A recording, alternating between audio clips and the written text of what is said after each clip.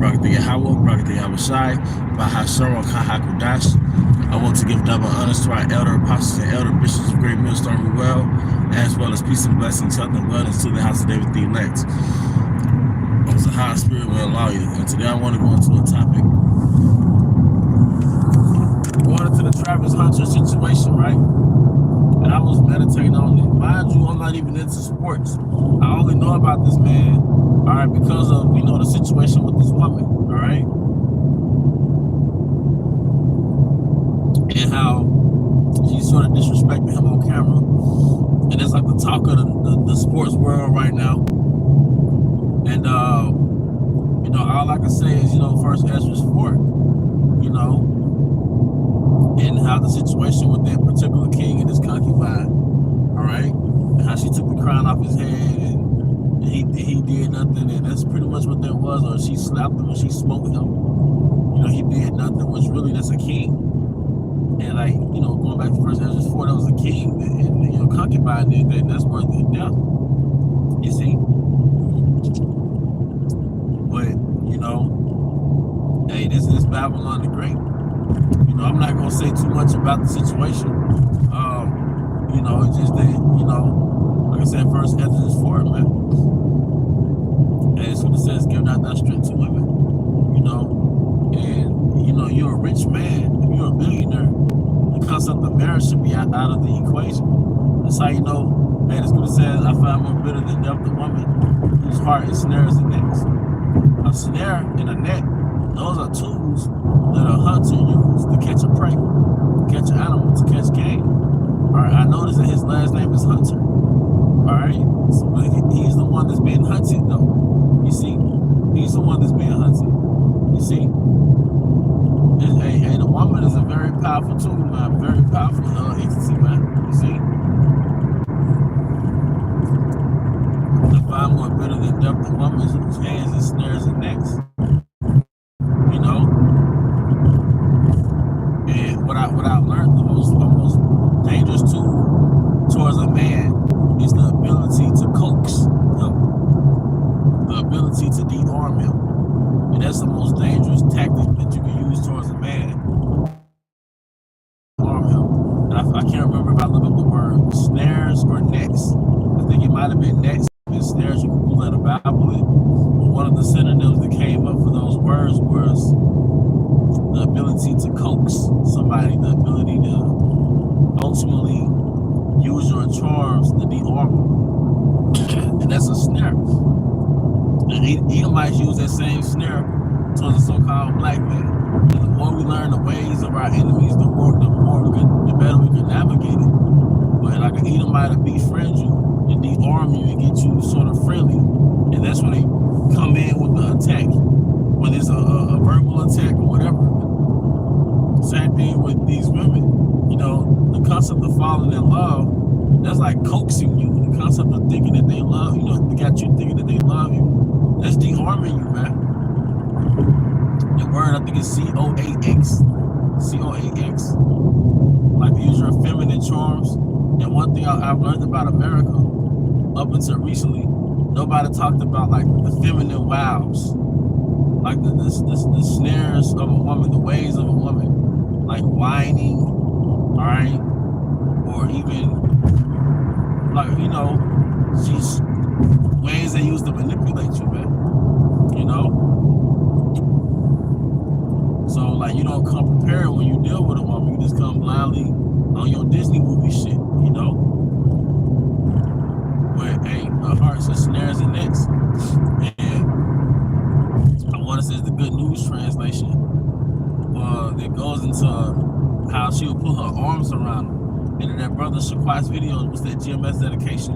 All right, it showed a picture of that woman with her arms around him. You see?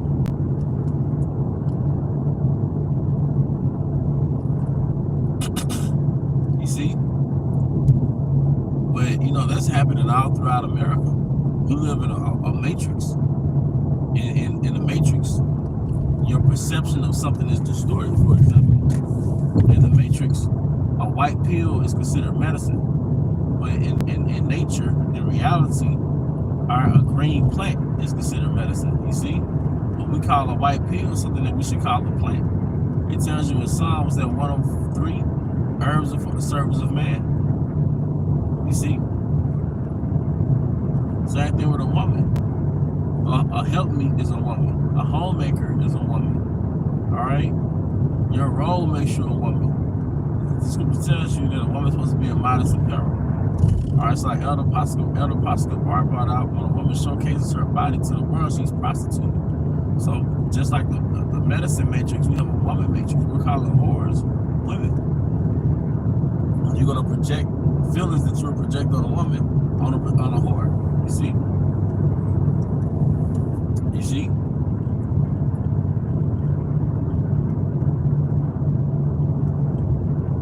Love is blind. It's not gonna be till that relationship over. The relationship is over, and she got his kid, and she take care of his shit, and she found him cheating or whatever. And he's gonna have 20/20 hindsight, and his mind is gonna be clear, and he's gonna regret that, you know, he allowed her to do all those different things. You see?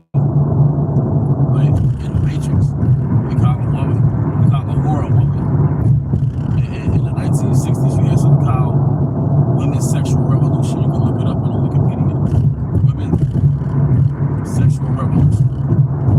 And what was the sexual revolution? It was the freedom to become sexually active before you officially got married to the state. You see? So, women's liberation, women's sexual revolution, literally, it really liberated women to be whores. So ever since then, the American woman was culturally a whore. Then you see her behavior on college campuses. Right? And now that behavior has been amplified times 10 because of the advent of social media. You see?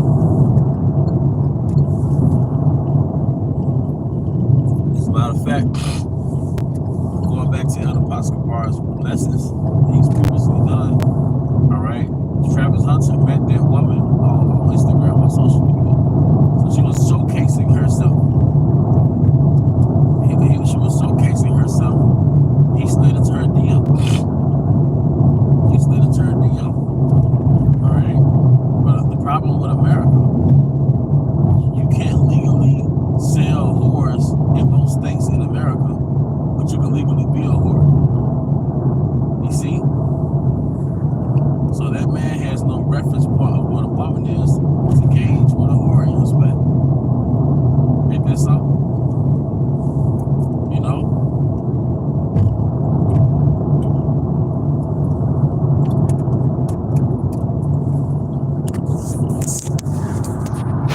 I was telling a brother, and I somewhat meant it, but I meant it. I said it's good for a man to get cheated on at least once or twice in his life. They help you build immunity to Babylonian women.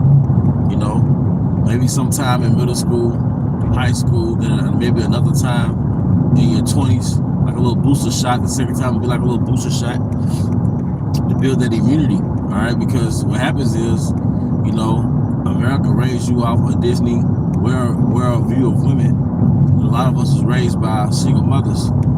And most times your mother loves you unconditionally, and you add that to the Disney conditioning that we have in our subconscious, the Disney programming.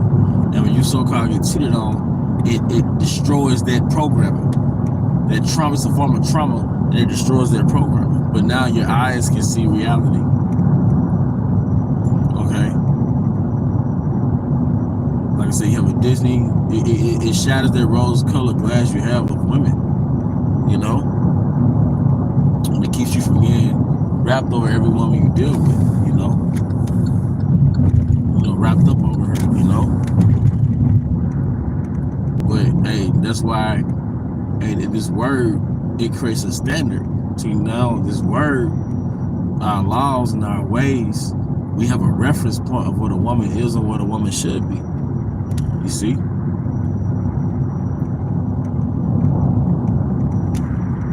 A reference point. So now you can gauge women off the scriptures. Not saying you're going to find Sarah, but you at least have a reference point of what a woman should be. You see, and that's important. You know? Like I said, America, I blame America. Fuck hell. America normalized being a whore. So if you had a traditional way of gauging a woman, you'll understand that damn big ass sleeve tat she got on her arm, that means something. Them damn thigh tats that she have on her body, that means something, man. But America normalized whoredom. You see? So a lot of times a man, he thinking he finna get this baddie. He don't, what the fuck is a baddie, man? And what I notice about NBA players or just athletes in general, rich niggas in general, rich Israelites in general, they don't understand. They're the biggest simps. The price of a baddie in the escort world is about $200. If you got if a Kit Kat costs $2, all right, all because you walked in the building as a millionaire, that does not mean the price of that Kit Kat goes up. That Kit Kat is still worth $2. But once again, America took the concept of prostitute off the label of whores. Now you're on a whole date and in a whole fake relationship with the whore, you know, whose hearts is snares and nets. So if you don't pay up front, you're gonna pay on the back end. You know, if you do not pay up front, you're going to pay on the back end, man. You know, so she's already pressing him to get married, man. Come on, man.